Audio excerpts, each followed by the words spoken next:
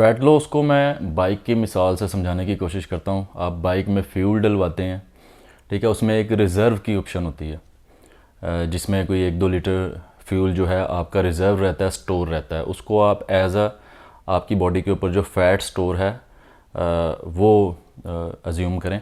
तो जब आपकी बाइक के ऊपर रिज़र्व के अलावा जो सर्कुलेटिंग फ्यूल होता है वो कम होना शुरू हो जाता है, वो डेफिसिट में जाता है, मतलब वो उसकी कमी आ जाती है, तो आप रिज़र्व ऑन करते हैं, तो आपकी जो बाइक है वो रिज़र्व फ्यूल जो है उसको यूज़ करना शुरू कर देती है। इसी तरह से जब आपकी बॉडी के ऊपर फ़ैट स्टोर होता है, वो एक किस्म का आपकी बॉडी की एनर्जी, रिज़र्व एनर्जी है। तो जब आपकी बॉडी की जो सर्कुलेटिंग एनर्जी है, जो डेली बेसिस पे आप कंज्यूम कर रहे हैं, वो उसमें डेफिसिट आता है, उसमें कमी आती है, आप उसमें कम खाना शुरू करते हैं या एक्टिविटी बढ़ाते हैं, तो आपकी बॉडी जो क्या करती है कि वो जो रिज़र्व फ्यूल होता है, जो फ़ैट की सूरत में पड़ा होता है, वहाँ से एनर्जी लेना शुरू कर देती है। अब इसका तरीका क्या है कि अगर तो आप वो रिज़र्व एनर्जी को ख़त्म करना चाहते हैं, आप फॉर एग्ज़ाम्पल बाइक में पड़ा जो रिज़र्व फ्यूल है उसको ख़त्म करना चाहते हैं, तो आप या तो बाइक में फ्यूल कम डलवाएंगे या उसे ज़्यादा चलाना शुरू कर देंगे, ठीक है। तो इसी तरह से अगर आप बॉडी को आपका वर्कआउट एक्टिविटी आपकी ज़्यादा बढ़ जाएगी, तो भी आपका फ्यूल जो है वो ज़्यादा यूज़ होना शुरू हो जाएगा। आपकी जो रिज़र्व एनर्जी है, आप सेम अमाउंट में खा रहे होंगे या सेम अमाउंट में फ्यूल डलवा रहे होंगे, तो आपका रिज़र्व यूज़ होना शुरू हो जाएगा, तो आपका फ़ैट स्टोरेज कम होगा। दूसरी तरफ से आपकी बाइक में जो फ्यूल है रिज़र्व में वो यूज़ होगा। और अगर या तो आप जो है कम खाना शुरू कर देंगे या बाइक में फ्यूल कम डलवाना शुरू कर देंगे और उस पर ट्रैवल ज़्यादा करेंगे, तो तब भी आपकी बॉडी का जो है या आपकी बाइक का जो है वो रिज़र्व, आपका जो एनर्जी है या जो फ़ैट है या जो फ्यूल है, बाइक की मैंने मिसाल दी, वहाँ से यूज़ होना शुरू हो जाएगा। अब क्या होता है कि आप मोस्टली जो वेट स्टक होता है या वेट कम नहीं कर पा रहे होते, उसमें ये होता है कि आप रैंडमली फ्यूल कर रहे होते हैं बॉडी को। आप कभी कम खा रहे हैं, कभी ज़्यादा खा रहे हैं, लेकिन उसको आ जा के आप मेंटेन कर देते हैं। फॉर एग्ज़ाम्पल अगर आपने बाइक को जो है फॉर एग्ज़ाम्पल 10 किलोमीटर चलाया, क्या उसकी उसमें उसमें जो सर्कुलेटिंग एनर्जी थी, सर्कुलेटिंग फ्यूल था, वो 5 किलोमीटर का था। आपने 5 किलोमीटर आपकी बाइक ने रिज़र्व में से यूज़ किया, आपने जाके दोबारा जो है उतना ही फ्यूल रिफ़िल करवा लिया।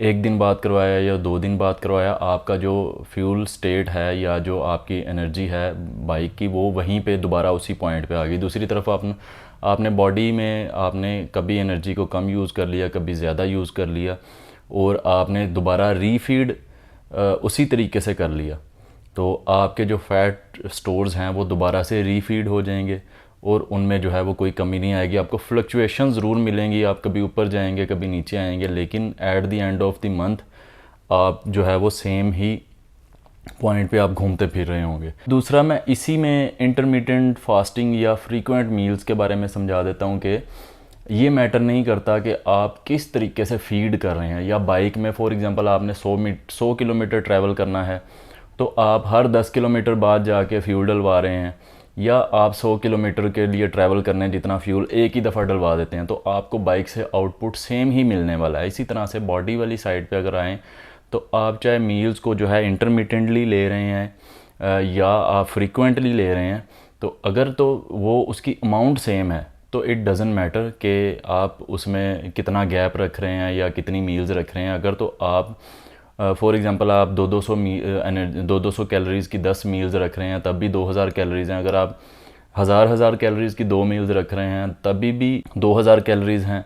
और अगर आप 2000 कैलोरी की एक ही मील रख रहे हैं, तब भी वो 2000 कैलोरी हैं। Calorie is a calorie is a calorie is a calorie. Calorie जो है वो लोग कहते हैं good calories, bad calories, calories are same. Calorie जो है वो सिर्फ एनर्जी को मेजर करने का एक यूनिट है। इसमें बज़ाते ख़ुद कुछ ऐसा पर्सनली इसमें कुछ गुड या बैड नहीं होता। और फूड को इतना ज़्यादा आपको मतलब हम लोग जो है वो कंट्रोल नहीं कर सकते। फूड को चॉइसेस को लेकर हमारे काफ़ी सारे वी आर ह्यूमंस, तो food is more than just fuel, तो हम उसको इतना ज़्यादा कंट्रोल नहीं कर सकते जितना भी चाहें। इसमें फ्लेक्सिबिलिटी हमें हमेशा रखनी पड़ती है। तो आपको क्या रूटीन सूट करती है, अगर आपको इंटरमिटेंट सूट करता है, या आपको आपके लिए फीसिबल क्या है। आप छोटे छोटे पोर्शन में खाना चाहते हैं, आप बड़े पोर्शन में खाना चाहते हैं, इट्स अप टू यू कि आप उसको कैसे बेहतर तरीके से मैनेज कर सकते हैं। और जो रही बात आपके फ़ैट लॉस की, वो तभी होगा जब आप कंसिस्टेंट कैलोरिक डेफिसिट पे होंगे। फॉर एग्जांपल ये नहीं कि आज कम खा लिया, कल ज़्यादा खा लिया, फिर कम खा लिया, फिर कल ज़्यादा खा लिया। इस तरह से आपको फ्लक्चुएशंस जो हैं वो आती रहेंगी वेट में, वाटर वेट में आती रहेंगी, फूड वेट में आती रहेंगी, जो आपको जो है डिस्टर्ब करेंगी। ये एक लॉन्ग टर्म में आपको दिखने वाले छोटे छोटे जो हैं वो चेंजेस होते हैं। तो इसी तरह से मैंने समझा दिया कि बाइक में अगर आप एक ही दफ़ा फ्यूल डलवा लेते हैं या आप उसको स्टॉप टू स्टॉप जाकर डलवाते हैं तो आपको आउटपुट सेम ही मिलने वाला है। सेम इसी तरह बॉडी में भी ऐसा ही होता है। तो ये चॉइस आपकी है कि आपने उसको मैनेज कैसे करना है।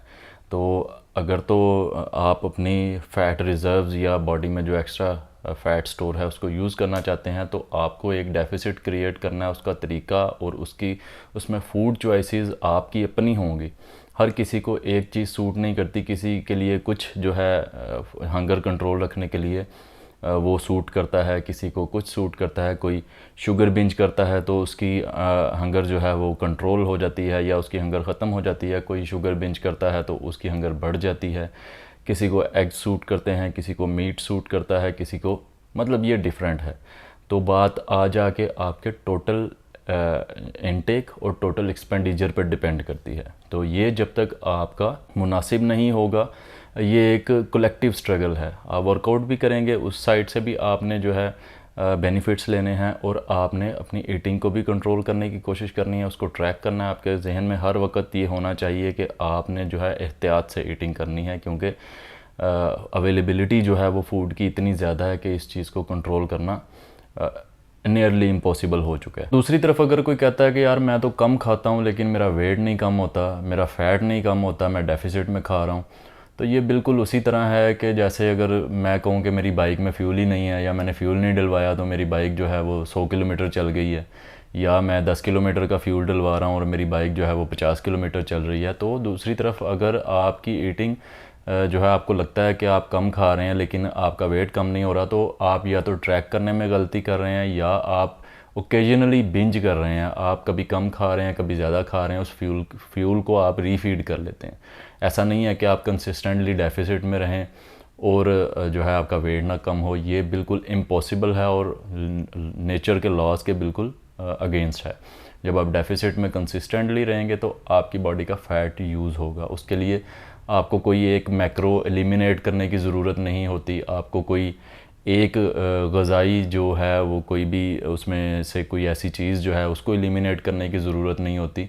आपको जस्ट जो है टोटल जो इनटेक है उसको थोड़ा सा स्लाइटली रिड्यूस करना होता है। अब आप ड्रास्टिकली उसको रिड्यूस करेंगे तो भी प्रॉब्लम्स आएंगी। आप इवेंचुअली आप जो है बिंज करेंगे बार बार, तो आपको फिर ये वेट स्टक वाली और वेट जो है फ्लक्चुएशन जो हैं ये वाले मसले मसाइल नज़र आएंगे और आपको लगेगा कि मैं तो कम खा रहा हूँ तो मेरा वेट कम नहीं हो रहा। तो डेफ़िनेटली अगर आपसे मैं कहूँ कि मेरी बाइक में फ्यूल नहीं है या बहुत कम फ्यूल है और मैंने इसको 500 किलोमीटर चला लिया, तो आप कहेंगे ये तो इम्पॉसिबल है। तो बिल्कुल इसी तरह से बॉडी भी एनर्जी को ऐसे ही जो है वो स्टोर और स्पेंड करती है। तो इसमें भी पॉसिबिलिटीज़ और इम्पॉसिबिलिटीज़ ऐसे ही हैं जैसे ही मैंने आपको बाइक की मिसाल दी। तो that's the whole thing. Hope this will help.